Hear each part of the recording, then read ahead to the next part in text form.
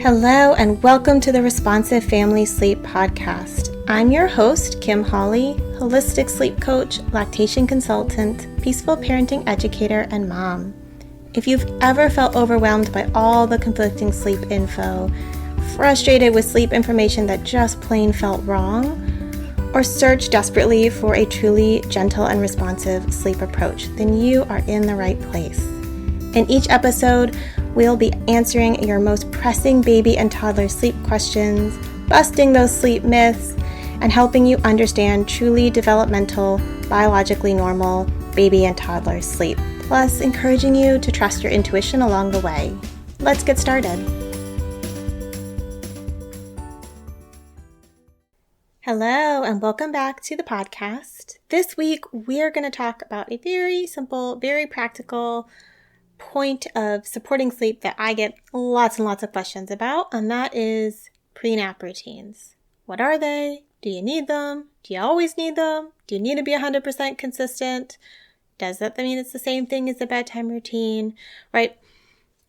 I get so many questions from parents about nap routines, pre-nap routines. Sometimes when naps are going quite fine, and sometimes, of course, when naps are going off the rails and it feels like every nap is a struggle. So let's just dive into some of the details here. What is a pre-nap routine? Very simply, it's a series of relaxing activities that we do ahead of the nap that helps them relax, helps them get ready for sleep, and have that predictability ahead of sleep. So a lot like the bedtime routine, right? But unlike the bedtime routine, it's often not as long. And unlike the bedtime routine, it may or may not make sense to do this for every nap. And so this is where I see pre-nap routines maybe causing a little bit of issues, right? For families that strive for lots of consistency, which consistency is a good thing, right? But it can sometimes lock you into feeling like all naps need to be in the same location so that you can have your pre-nap routine. And that can be problematic because if your baby is capable of napping in more than one environment, maybe napping in the stroller, napping in the sling or baby carrier, napping in the car, right? We want to embrace that for your flexibility. And so is the pre-nap routine helpful? Yeah, and we'll talk more about that in a minute. It can be really helpful. It's not something that I generally recommend with the same level of regularity as bedtime routine. So if you're home, if you're in an environment where it makes sense and you've created a pre-nap routine that works, use it, right?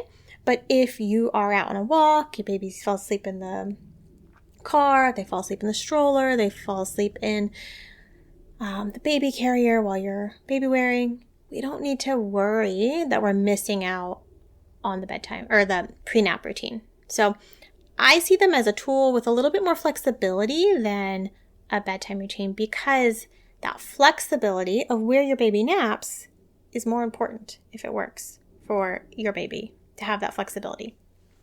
So a series of events or activities that help a baby relax, right? Because we want babies headed into their naps, just like headed into their bedtimes, tired, able to relax, and to feel safe.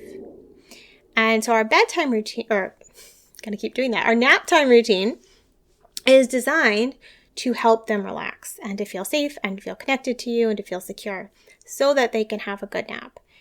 And a lot of times they don't really need that so much when we're doing things that are really regulating, like taking them out on a walk, baby wearing, things like that, that just naturally induce that sleep.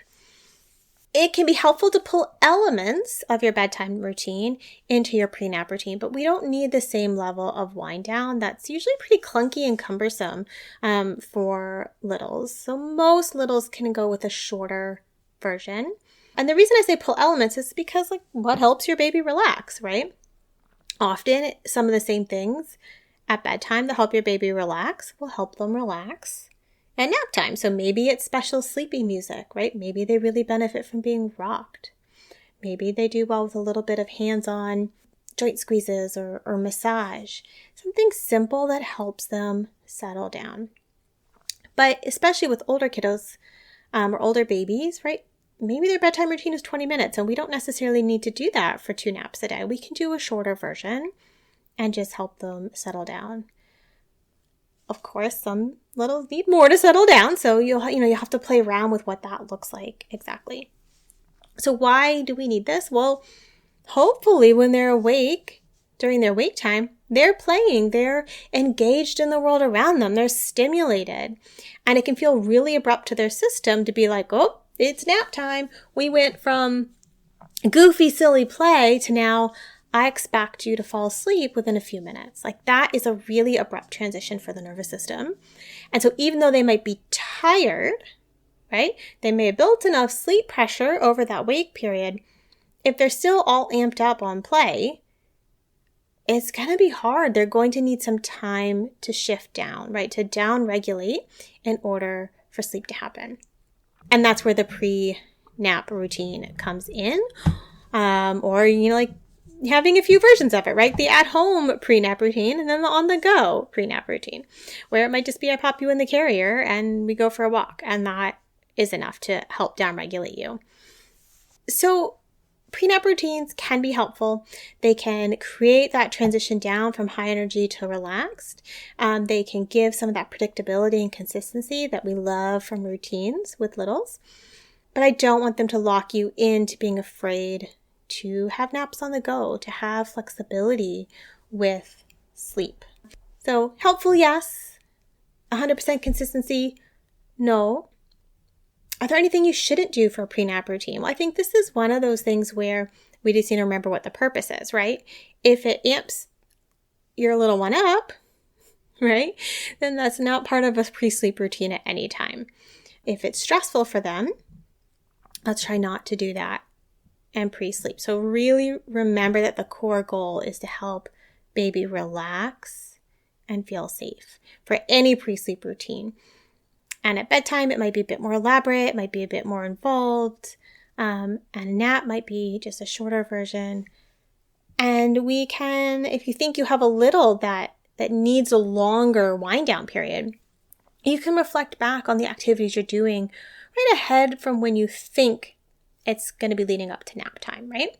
So that could look like, oh, maybe at this age, your baby takes their nap, I don't know, 3.5 hours, or second nap, 3.5 hours after the first nap. Obviously, I don't mean this in an exact rigid way. And so maybe if you start getting ready for the nap around, let's say baby is often asleep at 2:30, right? So maybe we head in and we start winding down for the nap at 2:15. But maybe your baby has more trouble down-regulating from exciting play. So maybe around 2, you're like, let's start inviting the energy level down and calming them down, and not do the wild, crazy, fly you around the house, flip you upside down play right at 2:15 and then be like, oop, now let's go calm down. So just noticing how your baby moves through from high energy to low energy, high energy to relaxed, can help you think through how much do you need this pre-nap routine? Does it need to have a lot of active soothing? Or can it be real simple and just if we're home, we go in the place that you normally sleep, I nurse you and rock you and settle you down? Or do we need to have a few extra steps? And do we need to think about a little bit longer of a relaxation, lower energy period ahead of them? So I hope that has you feeling a little bit better about pre-nap routines and some things you can do with them and maybe things not to worry about with them, and use them if they are helpful to you. Thank you for joining me today. I hope this episode left you feeling more informed, confident, and encouraged on your sleep journey. And just a reminder before you go that nothing in this episode is individualized to your specific sleep situation, nor is it to be taken as medical advice. Take what resonates, ignore what doesn't, and check with your healthcare provider about any medical concerns.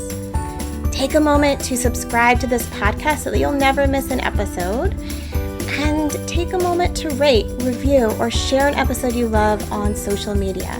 All of that helps parents just like you find me, this podcast, and this gentle and responsive sleep information. I'll see you next time.